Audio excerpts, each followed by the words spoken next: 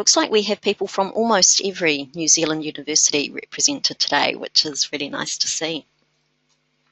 Well, let's get underway with the content, and thank you very much for those of you that popped your votes through to us. So we could see from those polls there were quite a few of you in the beginning stages. So just in case everyone or anyone is very brand new, or just in case anyone's a bit further along the track and you're wondering what on earth you're meant to be doing at each point along the way, I thought this diagram might be helpful.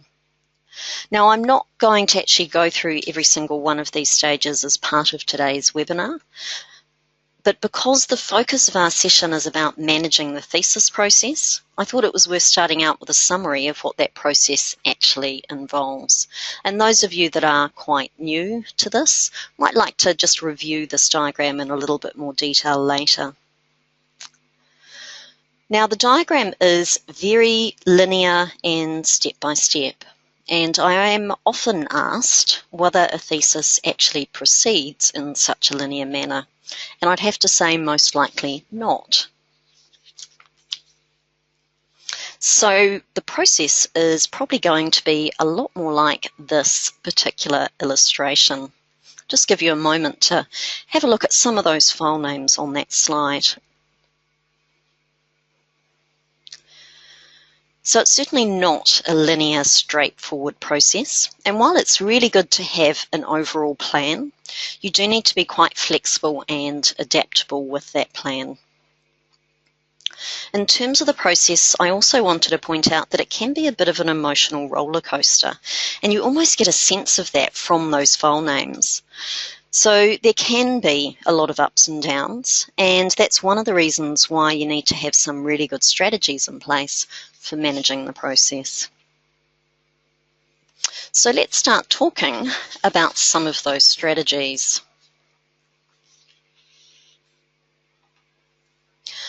I often think that completing a postgraduate degree means you learn just as much, if not more, about yourself as you do about your actual topic. So I'll start out by talking about time, self, and project management. Now, just a warning that this next section may make you a bit hungry, as it's a little bit food focused. We're quite fond of food here at Academic Consulting, and I think it makes for really great teaching examples. So I'm about to start talking about salami, frogs, tomatoes, and lollies, preferably not all at the same time.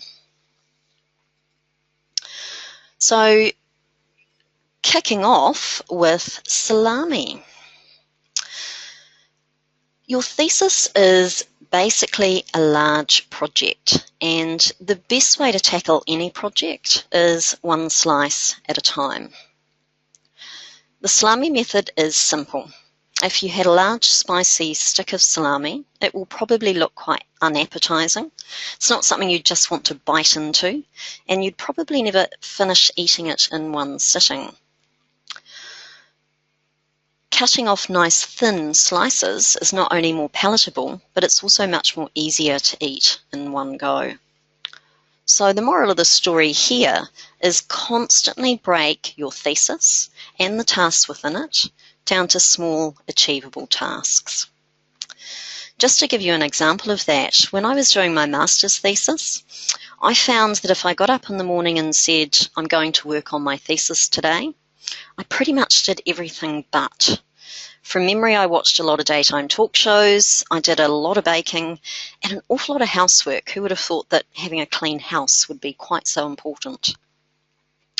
In contrast, if I got up in the morning and said, okay, I'm going to write the subject section of my methodology and read these 2 articles, I'd usually have it done by about lunchtime. That left the rest of my day to either make more progress on my research, or I could do something more enjoyable to reward myself. Once you've broken your salami down, so you've broken your thesis down into smaller tasks, it's really important to prioritize those tasks. I know thesis students have a tendency to get very caught up in low-level tasks when they really need to be getting on to bigger picture things. It's very easy to do lots of busy work without moving yourself forward. Now, prioritising can be done in lots of different ways. So, for example, you can see Wally on my Dilbert cartoon there, talking about A, B, and C priorities. I use a system for top, middle, and bottom drawer. So my top drawer stuff absolutely has to be done or else. Middle drawer stuff should really be done, but it's not the end of the world if it's not. And bottom drawer stuff can just stay there. They're my low priority tasks. Now, the reason I personally like that system is I'm quite a visual person. So I sort of have a mental image of the bottom drawer stuff eventually coming into middle and top drawer. And I find that, for me, personally really helpful. Someone actually asked me recently if I have a set of drawers that I put my tasks in, which I thought was quite amusing. It is just a mental image for me.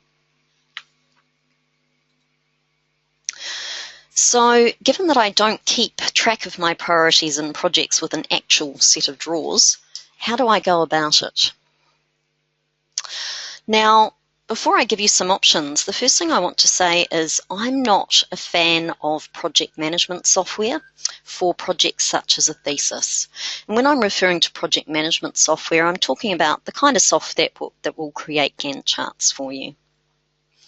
The reason I don't like it, research projects never go to plan.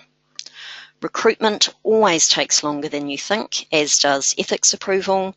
Interviews with participants are constantly being rescheduled, etc., etc. So the reality is, if you're creating pretty Gantt charts for your planning, you'll probably be spending more time redoing these than getting your actual research completed. So, not a fan of project management software, but I do think task management tools are important. And having a list of tasks is obviously the first step in being able to prioritise them.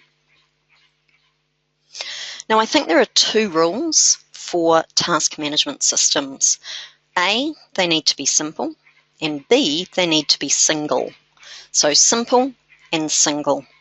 So in other words, don't have multiple lists in lots of different places. You're not doing yourself any favours with that. And when you're deciding about which single system to use, I don't think it matters whether your system is pen and paper based or if it's electronic. I think what's more important is that you find something that works for you and you use it effectively.